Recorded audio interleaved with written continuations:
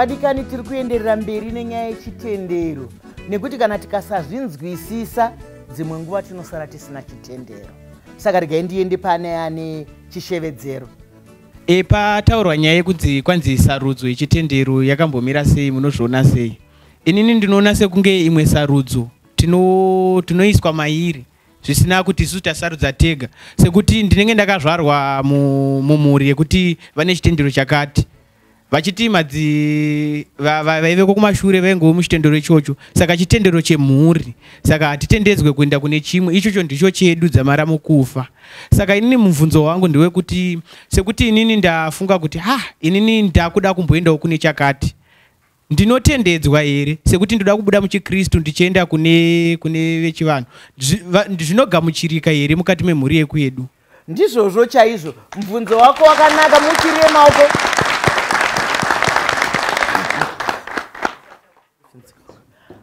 Abvunza mubvunzo wakanaka kuti kana ndichinge ndiri muchitendero chemhuri ndinobvumidzwa here. Ndofunga muenzaniso wapiwa namai Makwinja.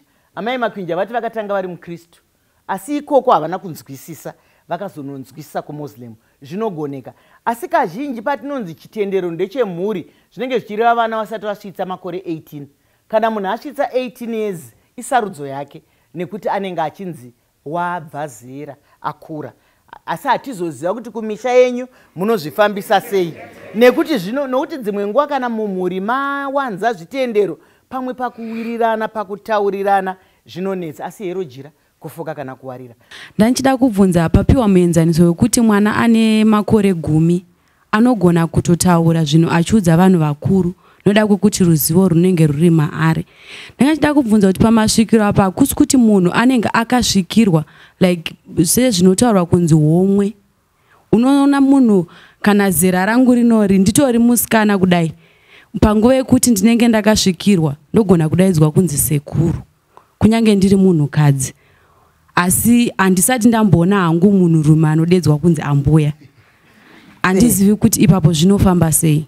Mubvunzo wakanaka sekuru. Hanzi kunyika dzimu hatisati tambonzwa murume achinzi ambuya, asi vana ava ndo vanonzi ana sekuru.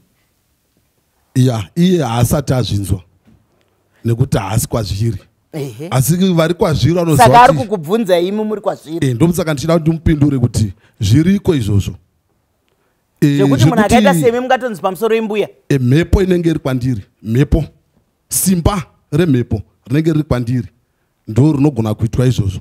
Touya panyaya yekuti ari kuti uyu munhu anosvikirwa kunzi homwe nekuti sekuru. Zvakangofanana nekuti kuchitendero kwese kune nguva inotaurwa kunzi munhu abatwa nemweya mutsvene. Saka kuchivanhu kwedu uku tisimba remhepo remidzimu. Saka uku kunyika dzimu anobatwa nemudzimu, kana kuti asekuru vake vakafa ndo vanosvika pari. Asi kuno kuchitendero mweya mutsvene vanenge vakanzvenga yese mweya, yese mweya. Ndizvozvo. Regai timboenda kuna pasta, regai timboenda kuna pasta. Hanzi yese mweya. Ngatimbonzwai kuna pasta. Ndinotenda maisa. Ngatite dare rimwe chete.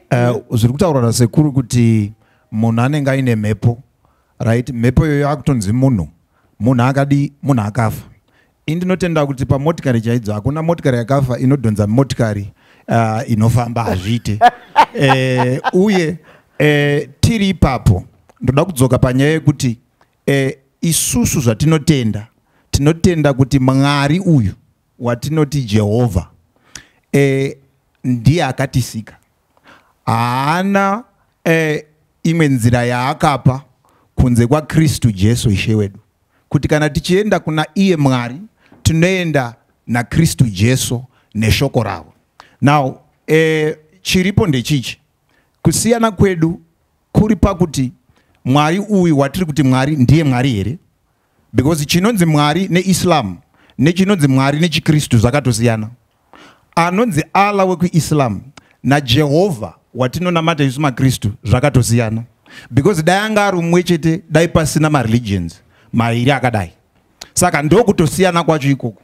Chatiri kuti takatogara takadaiso, chatinoti Mwari mukuchitsanangura sei tisiri kuchitsanangura nenzira imwe chete ndokutosiyana kwachinhu chatiri kuti Mwari chacho ichocho. Saka ipapa pakabatika zvinobva ndoda kubva ndadzoka pashoko rataurwa nasekuru kuti kana munhu agarwa neyavari kuti mhepo zvafanana nemunhu agarwa naMweya Mutsvene. Mweya Mutsvene haasi mudzimu, Mweya Mutsvene haasi munhu akafa, Mweya Mutsvene hausi mweya unonzi unenge uri ngori an exclusive group, because mweya iri kutaurwa sezvekutsanangura kwavaita kuti mumwe anogona kwachinzi uyu mweya wekwachisamba, uyu mweya wekwachitauro, uyu mweya wekwandudzo. Mweya iyi yakasiyana, but Mweya Mutsvene anogara mumaKristu mweya mumwe chete unogara atendekwa kwachisamba, atendekwa wekwandudzo, wekwamakwinja, atendekwa. Mweya Mutsvene anogara imomo ndiye ega, haasi mweya yakasiyana siyana. Ndizvozvo vauchiri maoko tombotora mafemo.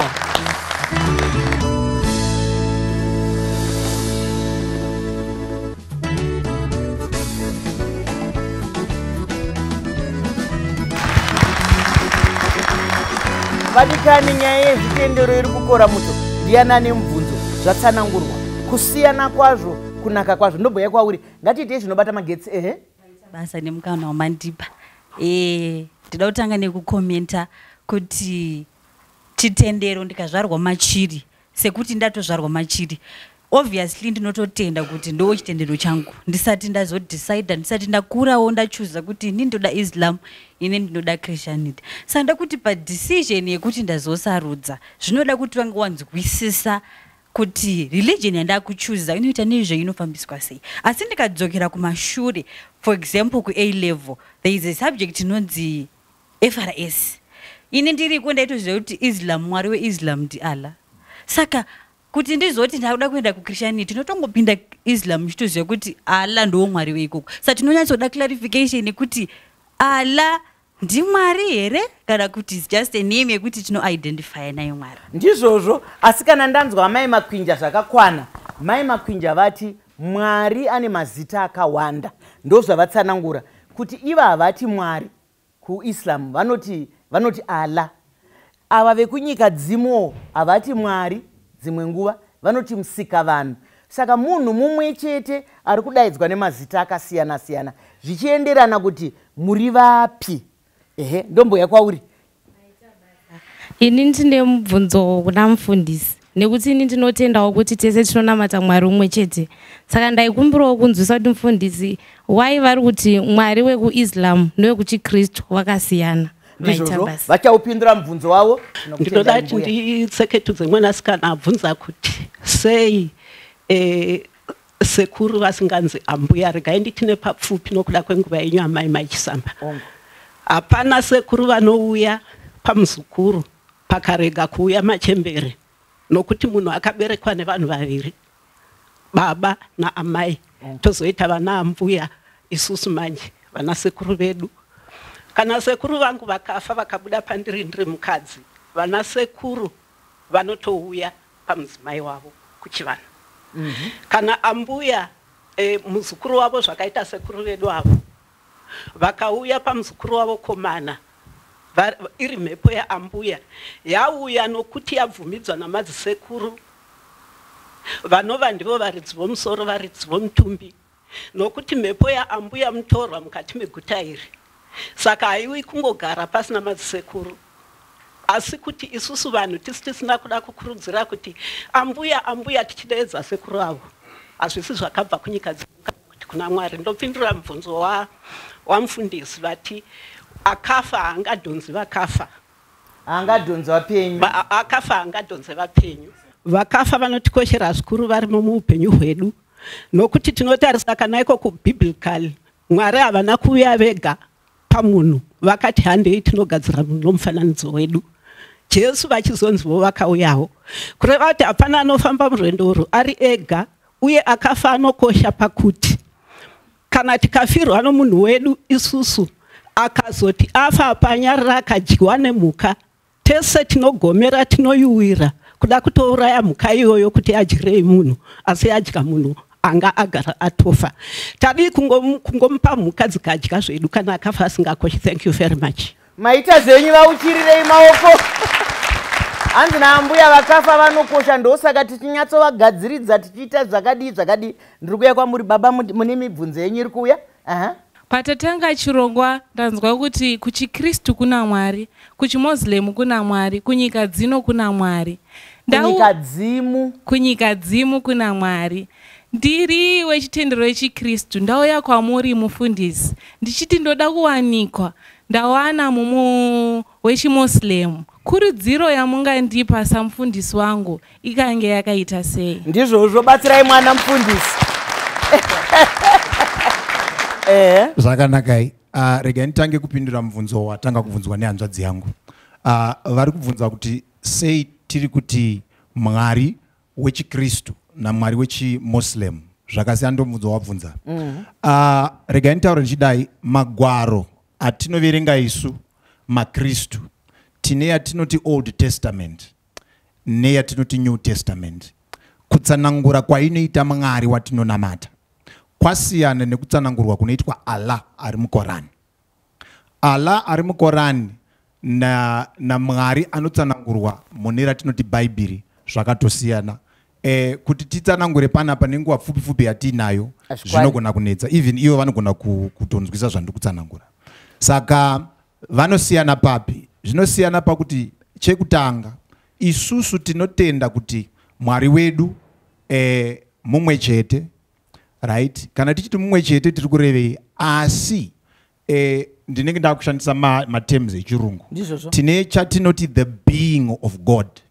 Now chatinoti being of God tiri kuti who is God, ndiani Mwari uyu. Nekufamba kunoita Mwari wacho ndo paakubuda Baba, paakubuda Mweya Mutsvene, paakubuda Mwanakomana. Asi chatiri kuti Mwari, chatiri kuti the being of God chimwe chete. Saka chiMuslim manje chakatadza kunzwisa kuti chinonzi Trinity chii, because ukapinda muKorani Trinity inotsanangurwa naMuhammad muKorani ndi Mwanakomana, Maria naMwari. Right? Now ndo kusiyana, ndati ndiburitse kusiyana kwa kunotsanangurwa neshoko raMwari yechiKristu nechiMuslim. Ndinoda kuti muzopedzisa mumwe mubvunzo muchikamu chinotevera. Ngatisangadei muchikamu chinotevera.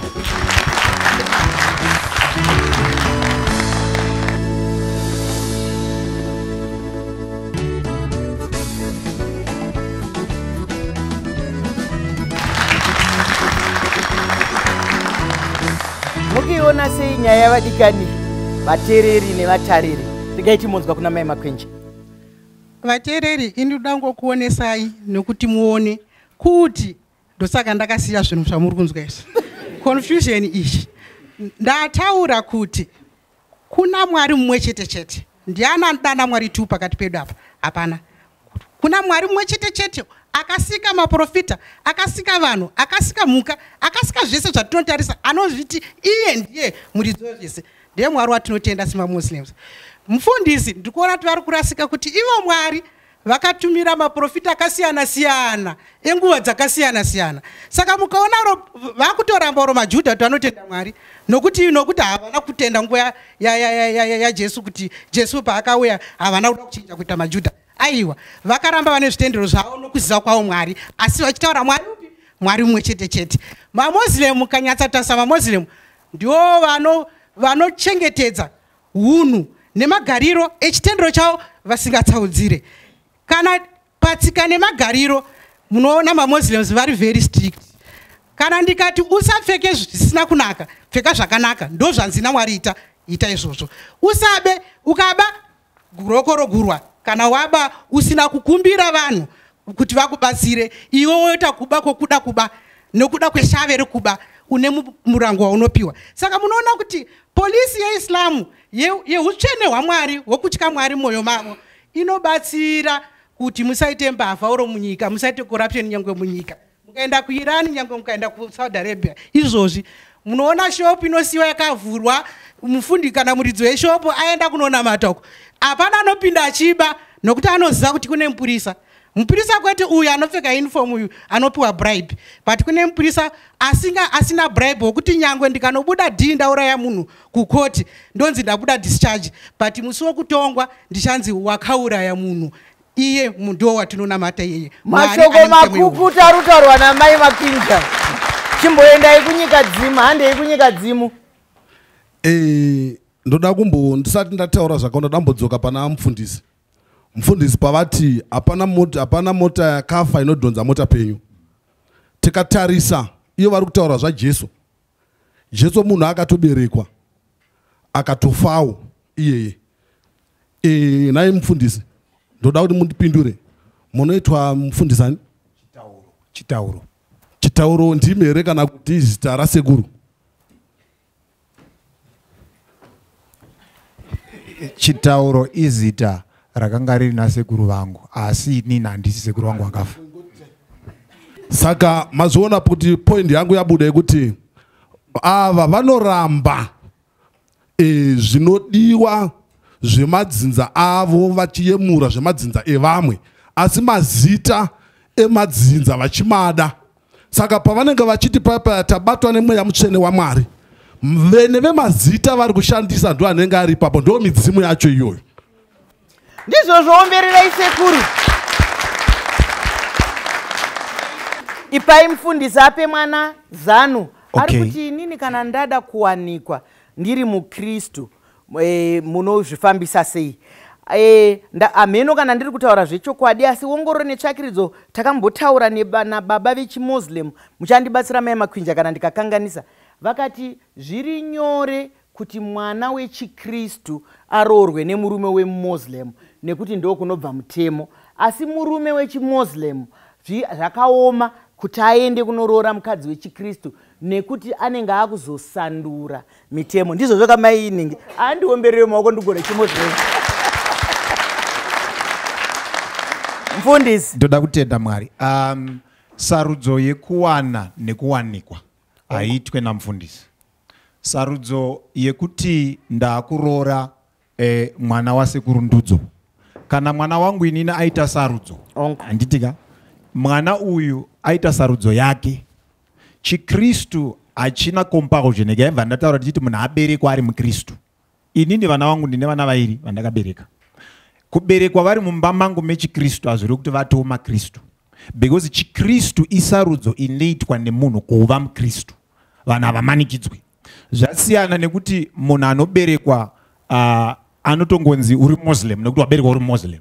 chiKristu ndeche yatinoti sarudzo yemoyo, yatinoti free will, unova muKristu nechoice. Saka ndichiuya pamubvunzo wabvunzwa nehanzvadzi yangu kuti inini ndapfimbwa na Tariki muMuslim, right? Inini handimurambidze kuroorwa nemunhu amuroora nekuti ndo sarudzo yaaita, nekuti sarudzo ndeyani? Ndeyake. Asi ndine zvimwe zvandinozotaura naye kuti mwanangu, chitendero chako chechiKristu nekuva muimba murume anonzi muMuslim anotenda chiMuslim, pato neconflict yaapo kudhara pakuti zvamunotenda nekunamata kwamunoita kwasiyana. Iye akati baba, ini ndazvigadzira kuti ndiende ndakadaro, tinomuregedza achienda hamanikidzwe, asi tamboedza kuti aregedze kuroorwa. Mashoko akanaka rutaurwa nababa. Anzi pamusoro pechitendero vanotaura izvozvo kuti kwete. Ndomboya kwauri. Tenda mama. Pane kupokana kunoita kwandakaona semunhu akadzidza kuchikoro kwangu ne vazhinji. Asi chakakosha ndechekuti vanhu tinzwisisane mukugara kwedu. Inini ndakaita nguva yekuti ndakambopokana